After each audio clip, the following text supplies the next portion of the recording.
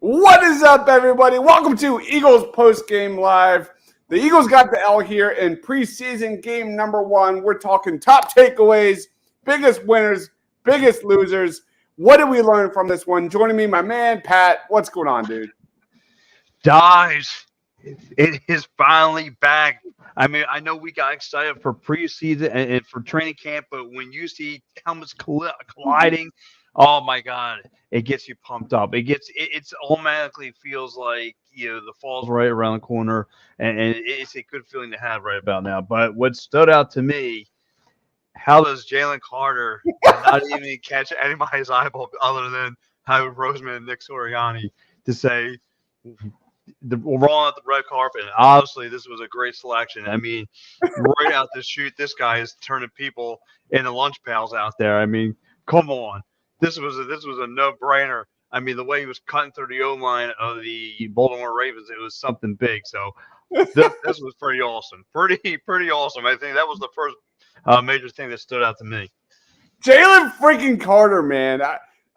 He could be the best defensive tackle prospect we have seen since Aaron Donald, because not a lot of guys put up a lot of sack numbers at the start of their Eagles career or defensive tackle career. Joining us, my man Freddie. What's up, man? Yo. Oh, Freddie, what's up, buddy? What's up, Pat? Dives. What's up, man? We were just raving. Well, Pat just led us off, going right into Jalen Carter, who did a swim move and just beat the quarterback. He didn't get the sack, but man, just flushed the quarterback out of the pocket.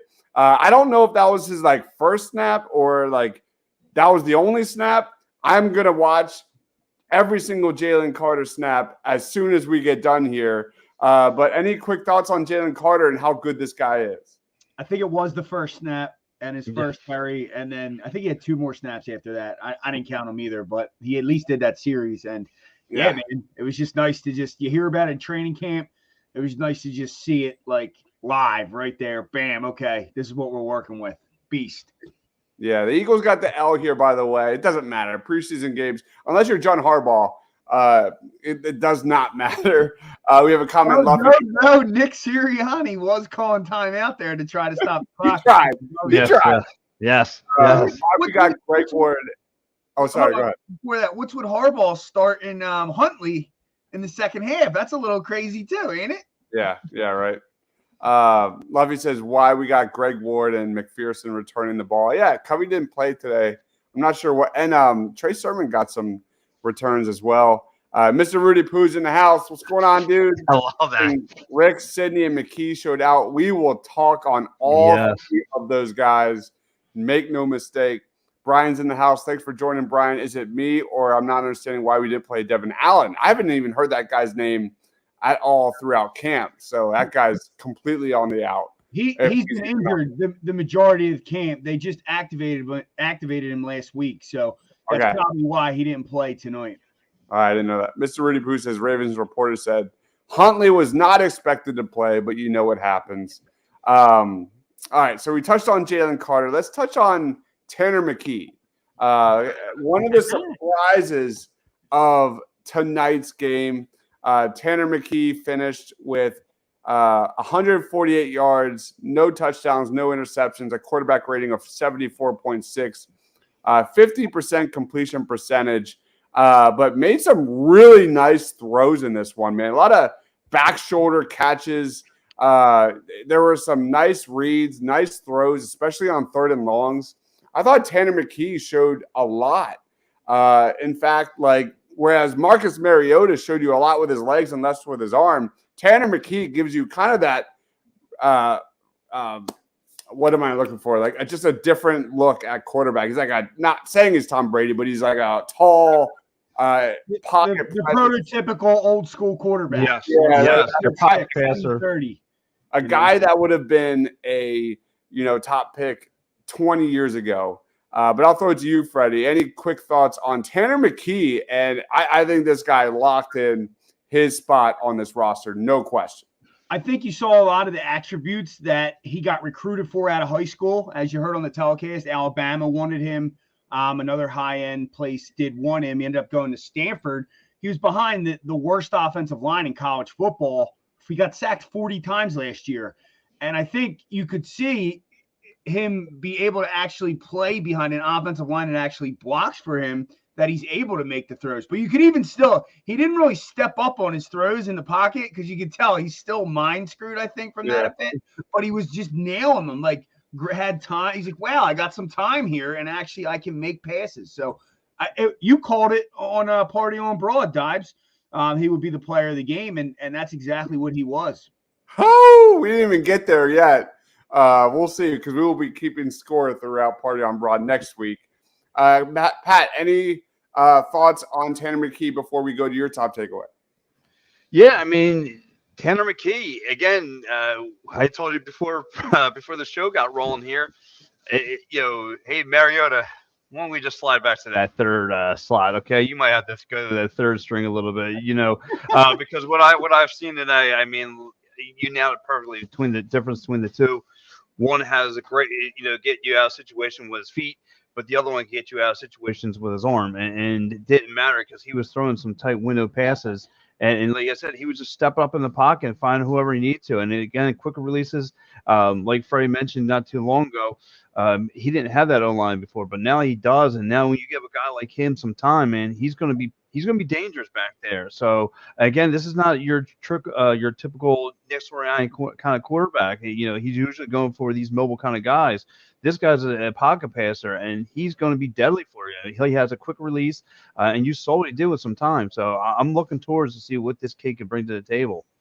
So you're saying he's better than Clayton Thorson? I'm just wondering. Just putting it out there. Just a little bit. Just putting it out there. Scott Grand gave him a Nick Foles comp. Oh, interesting. I see it a little bit. Yeah, he does. Yeah, he had some really nice passes. He hit Cleveland for a 27-yarder. It was a nice touch pass over the shoulder. There was a 3rd and 6. Again, another nice throw to Cleveland for a first down. There was a nice throw to Joseph Ngata, who didn't really impact the game as I expected, but it was a 3rd and 4 slant, good for a first down. And then he had a really beautiful pass to Johnny King for 33 yards on a 3rd and 11, and another great pass to Cleveland on the sideline for 18 yards, and another back shoulder read. So, Tanner McKee was awesome. Wait, we actually got your take on Jalen Carter. I'm going to throw it to Freddie. Any quick takeaways, general takeaways from this game before we get into biggest winners? General takeaways? I think I was happy with as a group, the offensive line. The second team had a lot of question marks there. We had some signings. Sills was activated this week. They signed Josh Andrews. Dennis Kelly was signed. Dennis Kelly had some rough plays, but overall, the second O-line looked good, which is something I think we need to know we have the depth, because them injuries happen all the time. Yeah, there was a segment of this game, like Marcus Mariota, I believe, took a sack on the first series. And then between then and the end of the first half, like the first half dominance of the offensive line was really clear. Mr. Rudy Poo says, shout out to Tyler Steen. I thought he looked excellent, which was very good to see, considering, Brett Toth has really struggled throughout camp. So that was nice to see. It is my turn. I got to give a shout out to some defensive backs for the Philadelphia Eagles who had some really strong moments in this one. I thought let's look kind of at the stats here defensively. Sidney Brown led the team with 9 tackles. I don't think he played until late, but I swear that guy was involved in every single play, flying around the football field. How many times did we say that, Freddie, this was exactly what would happen? He did miss a tackle at one point, but, he kind of threw the receiver off his route, and I think Sidney Brown deserves a shout-out. Kayvon Wallace, a guy that has been getting first team reps at safety, had a nice stick that forced a fumble. Of course, the ball went out of bounds, but he looked really good. Mario Goodrich, some nice plays in coverage. I'm going to keep going. Mekhi Garner Again, more nice plays in coverage. Huge. Can I comment on him? A huge special teams play for his fumble, which at that point, if he's going to be a D-back on this team, he's going to have to contribute on special teams. So that's big for him to come down there and make that play. And it was awesome to see Eli Ricks, who like a year ago, he was number 1 on my defensive back, ranking for the 2023 NFL draft. Had a huge pick 6. Keely Ringo got picked apart a little bit, but you can see the flashes. You can see the potential as a future safety with the Philadelphia Eagles. I still don't think he's a cornerback, but that's my general take. Any thoughts on that, guys? Ringo, I watched Georgia, and I haven't gotten the Ringo hype, and I kind of understood him falling, not as far as he fell, and tonight showed me more of that. Like I don't know. He doesn't feel right for me, and maybe safety is a better spot for him. But the D-back situation, this is really going to be fun. Like Eli Ricks, he had a couple he showed some resilience tonight. So he had a pass deflection, right? It was like, all right, nice play. And then he fell down the next play, got beat the second play. And I'm like, oh man, he had one nice play. He had 3 bad plays in a row. Then comes back, gets the pick 6. The following drive knocks another ball down. So he has a lot of resilience to him. I'm very excited to watch this group. Gardner passed him in a training camp this week, but now Ricks in the preseason game probably jumped him a little bit. It's going to be really fun to see how that plays out, Yep. Mr. Rudy Poo says Gardner, Ricks, and Sidney, and even Kayvon. Morrow definitely had some fun. Yes. There weren't a lot of linebacker spot, but that was a good comment. Joey says, I don't care what string Sidney Brown played, and dude just jumps off the screen. I'm telling you right now, man, the guy's going to stick a lot of people this year. And as we've said 1,000 times on these programs, Eagles fans are going to love that guy. Brian's in the house. Thanks for joining, Brian. We need to see more from Miles Jack. I didn't really notice him until like the 3rd or 4th quarter when he made a tackle. Let's hope Bradley's okay. At the end of the day, I think the biggest takeaway, and is always the biggest takeaway from the preseason, that no major players got hurt, but prayers up for Sean Bradley from the Temple University that he's okay. It did not look good. That injury looked really bad. Mr. Rudy Poo says, I'm not going to kill Jack since he's only had 3 days. Joey says, the only time I noticed Jack was just getting beat on a crossing route. On Jack, if I can make a comment, I think we remember him as a Jaguar. We got to remember he stunk last year and got cut by the Pittsburgh Steelers. And him and Cunningham were alternating in the 4th quarter. So, like, 4th quarter guys typically don't make impacts on the team.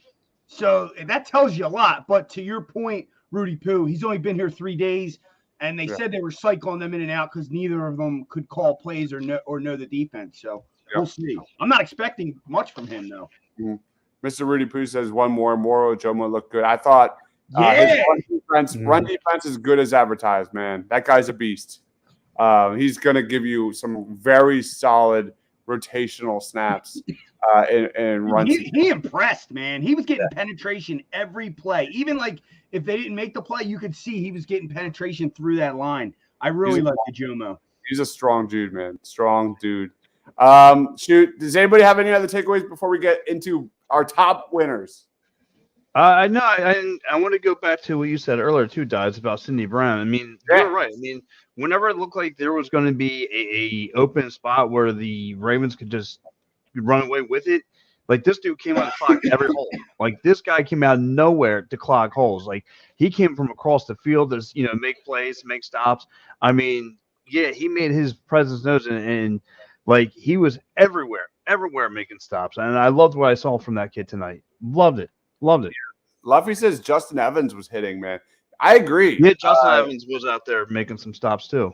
Yeah, I love the comment, Luffy. Keep them coming. Because again, going back to my takeaway on the defensive backs today, I thought they all had moments. Terrell Edmonds had a moment. Like there were definitely there was definitely a general positive play from the Eagles defensive backs, which is huge. I mean, like linebacker and safety are like the two biggest question marks I have for this Eagles roster. And today I thought in general, the safety spot looked okay. Yeah, it looked okay. How about Reed Blankenship? Didn't even suit up. Did not even suit up. Just chilling on the bench. Just chilling on the bench. Like he's a lock for the roster. I mean, we talked on Party on Broad 1,000 times that he was a lock, but didn't even bother dressing because that's how much he is a lock to me. That kind of surprised me a little bit. Brian says Swift or Penny, who's running back 2 here for the first game is going to be pretty solid for them.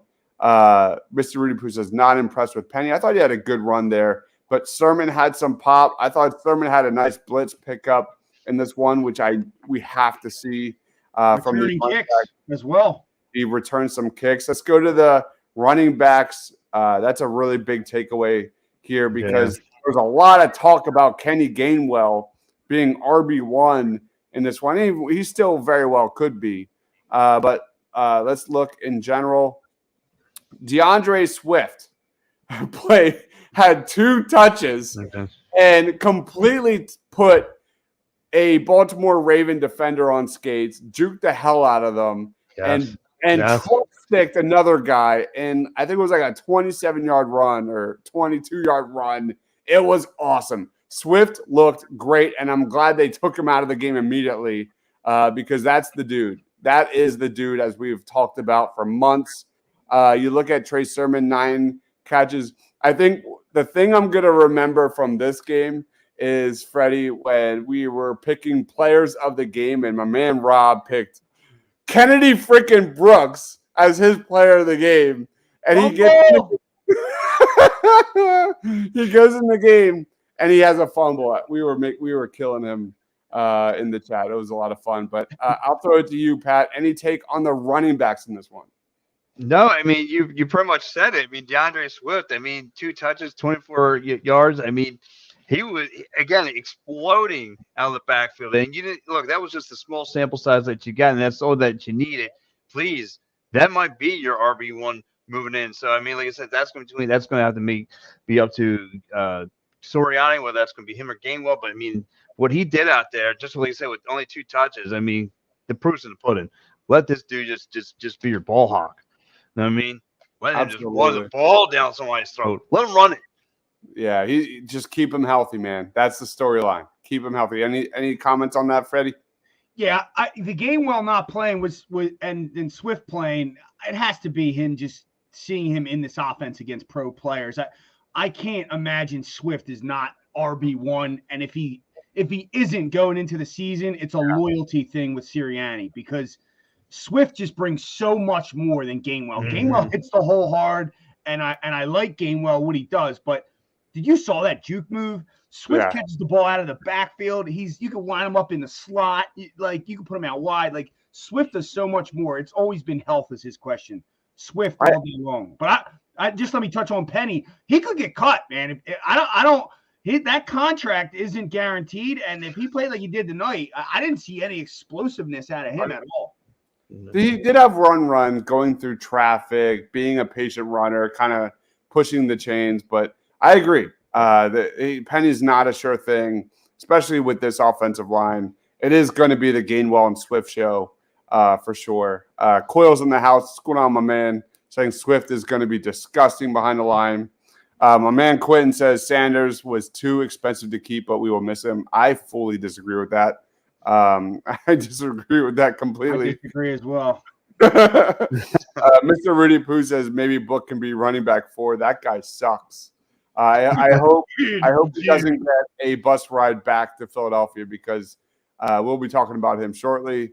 Penny was solid. Would have liked to see him return, and Penny's already hurt. I didn't hear that. But let's get into biggest winners. When we do biggest, this is kind of new to the show. It's kind of be like player of the game where you can't, overlap. Yeah. All right. So I'll throw it to you, Pat, first. Who's your biggest winner today? Again, can we? Doesn't have to be player of the game. Doesn't have to be player of the game. The player caught my eyes, and not to shift gears on sports here, but for me, it went from Joel Embiid to now Jalen Carter to be must-watch TV of all Philadelphia sports right now. This dude, just in one play alone, his opening play just wowed me. Just wow, this is what fell to us. Are you kidding me? This is this monster among men. Are you kidding me? This guy. Come on, it's a no-brainer. It's Jalen Carter all the way. I can't wait to see him again. Game 2. What this dude? What kind of wreak of havoc he's going to bring to the Eagles and the defensive line? True words, man. Man, you're making me cry a little bit, man. I could not agree more. You stole mine. What about you, Freddie? I'm gonna let you have your real one. And the guy that really opened my eyes up tonight, that was very impressive to me, was Tyree Cleveland. He from the first quarter to the fourth quarter was open all day long, and he made catches. There was some bad throws. He probably could have had a touchdown. He could have had a lot more than his stats show. So I'm going to give it to Tyree Cleveland. Of all the Ngata talk and Deion Kane and Covey, he's the receiver that showed out. And let me just quick honorable mention this guy, Hazelwood. I don't even know who he is. He was open too. According to Ross Tucker, he was like the 4th overall from high school into college. So, but definitely Tyree Cleveland for me. I love it, man. I love it. I love this comment. Davey said, Dave Spadero. I was going to say Spadero.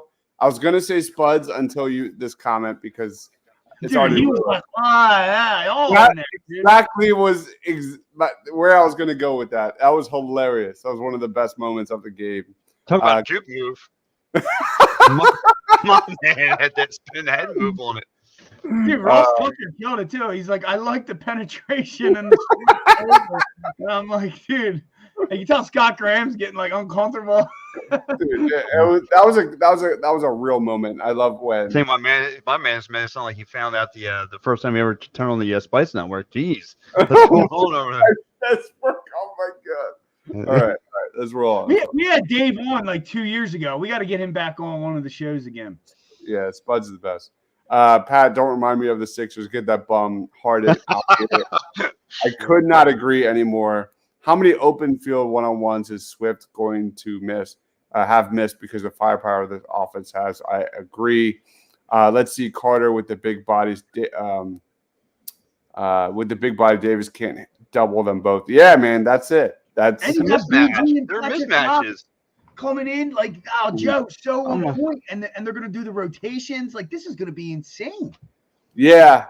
So when I think of like biggest winner, I think of a guy that completely impressed, a guy that might be like on the bubble and maybe pushing towards the roster to make the final 53.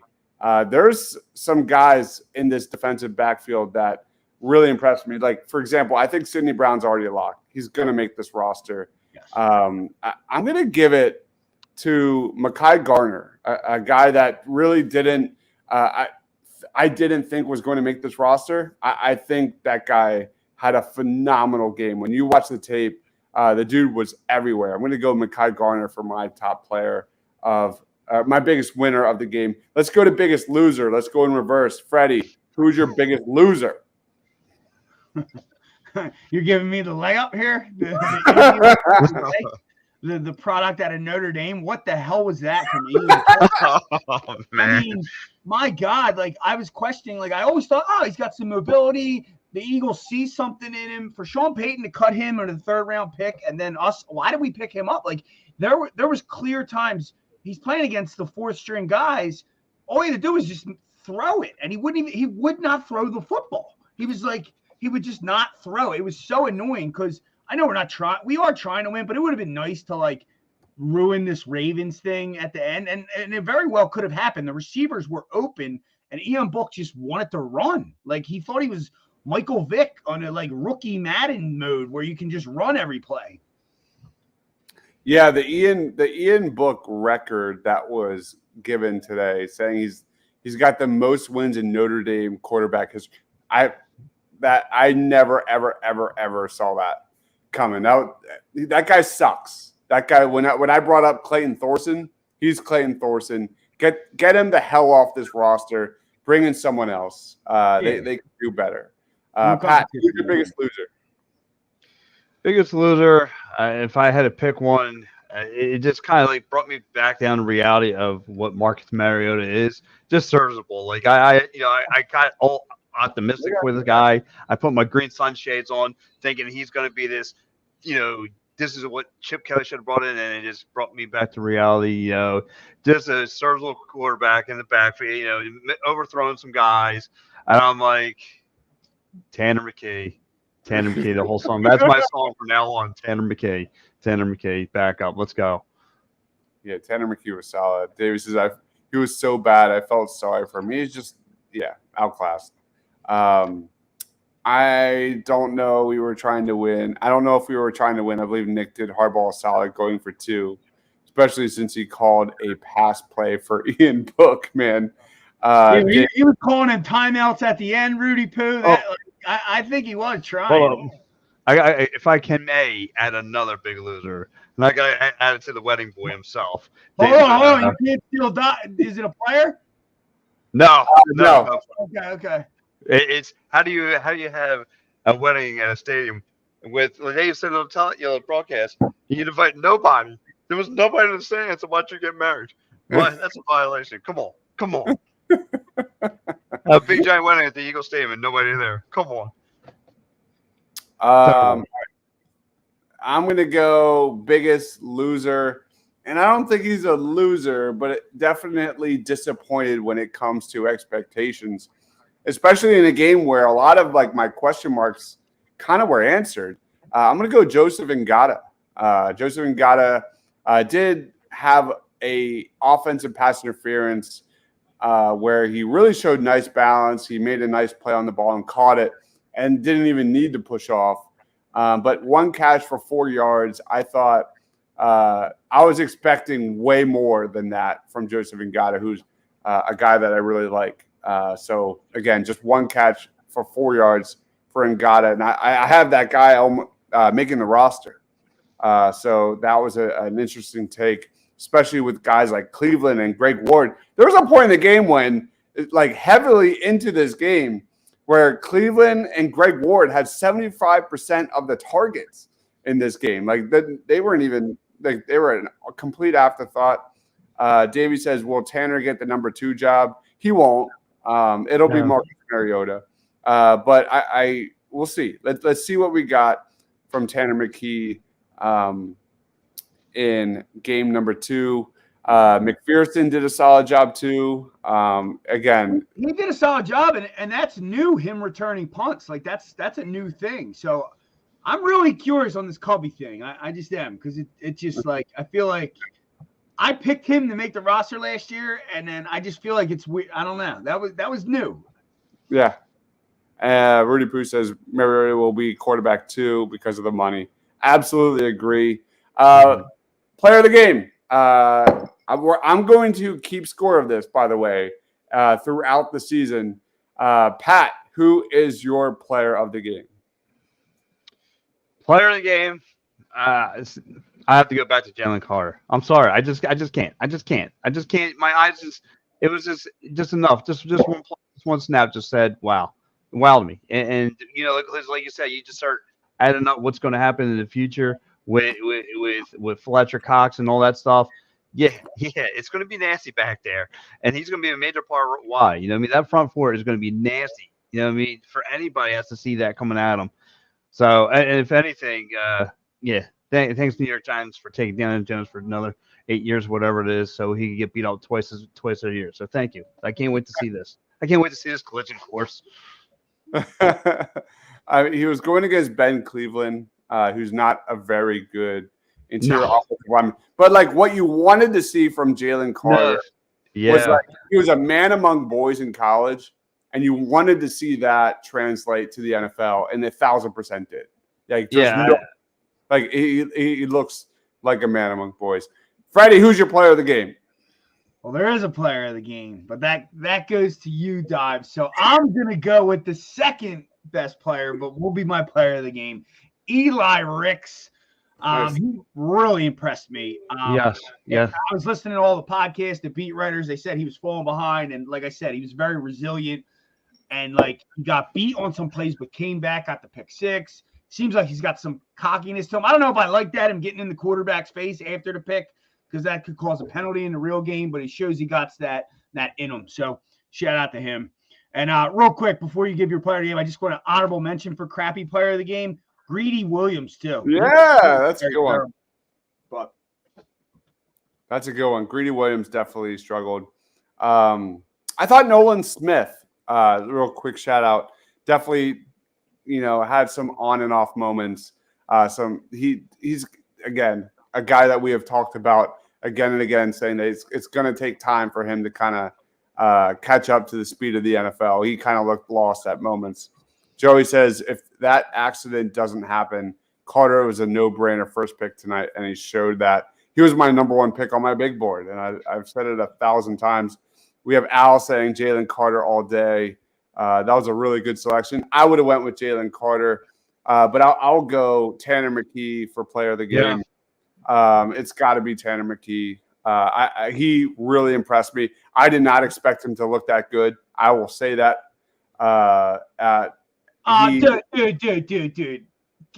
Pop yourself up. You did expect him to look that good. You picked him to be the player of the game on Party on Broad.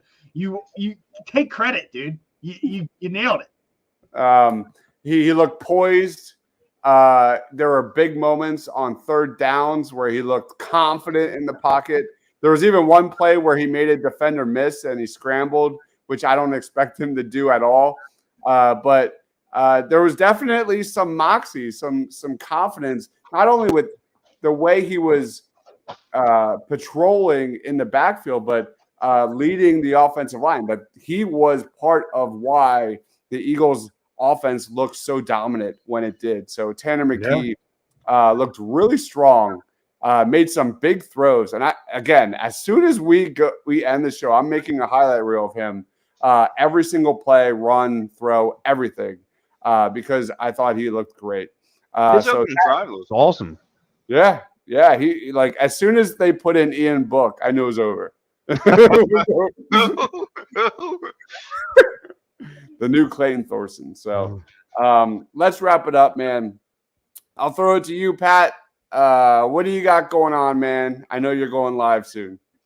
Yeah, well, tomorrow I will be down at the studio, EOP Studios, run the PM and the AM show with me, my man Al, and of course, what's that guy's name? Oh, Mike Laro. It's like going through a root canal procedure sitting next to him. This could be nothing worse. No, he's great though, and we're gonna be talking about this game. We're gonna be breaking down all the action as well. We're gonna be talking the Phillies getting thumped tonight, but it's gonna be a little unusual because we're gonna talk a little Union soccer because one of the best soccer players in the world's coming through, and we're gonna have Austin Theory. We're gonna have Austin Hamill from the Attacking Third. He's gonna be joining the show. So we're gonna be breaking down all the hottest Philadelphia sports action that's going down currently right now. What's soccer? I don't even know. Who's Messi? I don't even know. All right. Yeah.